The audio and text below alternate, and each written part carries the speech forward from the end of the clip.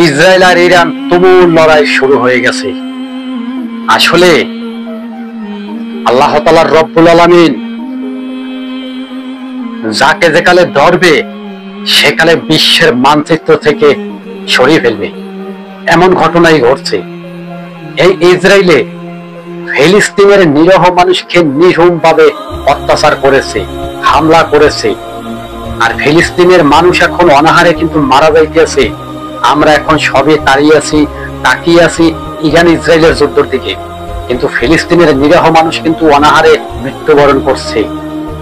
হে আল্লাহ, ফিলিস্তিনকে তুমি রক্ষা করো আর ইহুদিবাদী ইসরায়েলকে তুমি ধ্বংস করো, তাহলে পুরো বিশ্বের মুসলমানের কলিজাটা ঠান্ডা হবে। এই ইসরায়েল একটা দুইটা বছর না, 12টা বছর পার হয়ে গেছে যুদ্ধ কন্টিনিউ রাখছে। এদিকে ইরানের সাথে যুদ্ধ চলতে আছে, ওদিকে কিন্তু তারপরেও ফিলিস্তিনের নিরীহ মানুষকে কিন্তু মেরেই চলছে। ডোনাল্ড ট্রাম্প ইরানকে ধ্বংস করার জন্য এও বলেছে, ইরান পরিষ্কার করো, ইরান পরিষ্কার করো, লাগে জানি ওর বাপের দিন না একটি রাষ্ট্র পরিষ্কার করতে হবে। এটিকার বাপের দেওয়ার রাষ্ট্র? ইরান কি রাষ্ট্রটা কি এই নেতানিয়াহুর আর আমেরিকার ওর বাপদাদার? মুসলমানকে ওরা অহরভাবে ধ্বংস করছে, যে যেখান থেকে পারেন প্রতিরোধ করুন, যাতে ইহুদিবাদীরা পৃথিবী থেকে মাটির নিচে পলাবার জায়গা না পায়। ইরান কিন্তু ইতিমধ্যে যুদ্ধ শুরু হয়ে গেছে।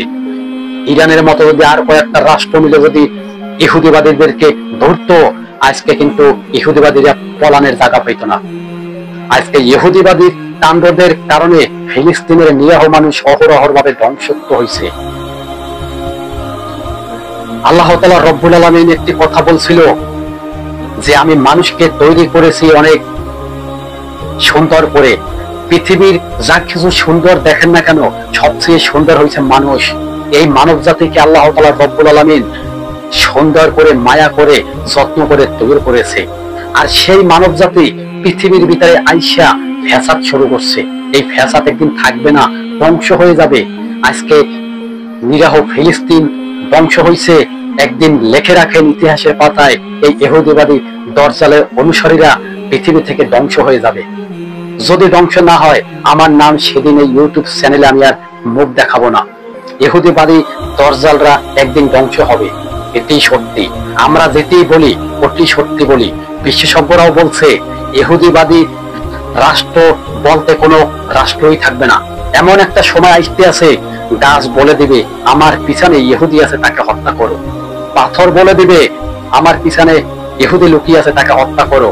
সেদিনকে গাছের পাথরের জবান খুলে যাবে। আল্লাহ তাআলা রব্বুল আলামিন সেদিনকে প্রতিশোধ নেওয়া শুরু করবে। নাকি এখনই শুরু হয়ে গেছে? এই ইরান যুদ্ধ থেকে কি শুরু হয়ে গেছে? আল্লাহ তাআলা রব্বুল আলামিন ভালো জানে। কিন্তু ইহুদিবাদীদের ধ্বংস, ইহুদিবাদীদের পতন অতি নিকটবর্তী চলে এসেছে। ইহুদিবাদীরা পুরো বিশ্বকে নিয়ন্ত্রণ করছে, পুরো বিশ্বকে নিয়ে ছেড়ে রাজত্ব করছে। কোনোদিন হবে না।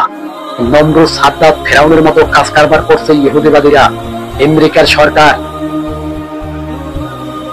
ইসরায়েলের সরকার, প্রধানমন্ত্রী নেতানিয়াহুর বাচ্চা, তারা পুরো বিশ্বকে গিলে খাইতে আছে। একই মুসলমান, তোমরা কি চোখে দেখো না? বড় বড় রাষ্ট্র কি নাই? আরব শুয়ে আছে, ঘুমিয়ে আছে। আরবের ঘুম ভাঙবে না, আরব রাষ্ট্রের ঘুম কোনোদিন ভাঙবে না। এই আরব রাষ্ট্র ইসরায়েলের এক দালাল, ইহুদির এক দালাল। না হয় এই আমেরিকার প্রেসিডেন্ট যদি নির্মমভাবে মুসলমানকে মারছে, কেন আরবের ঘুম ভাঙছে না?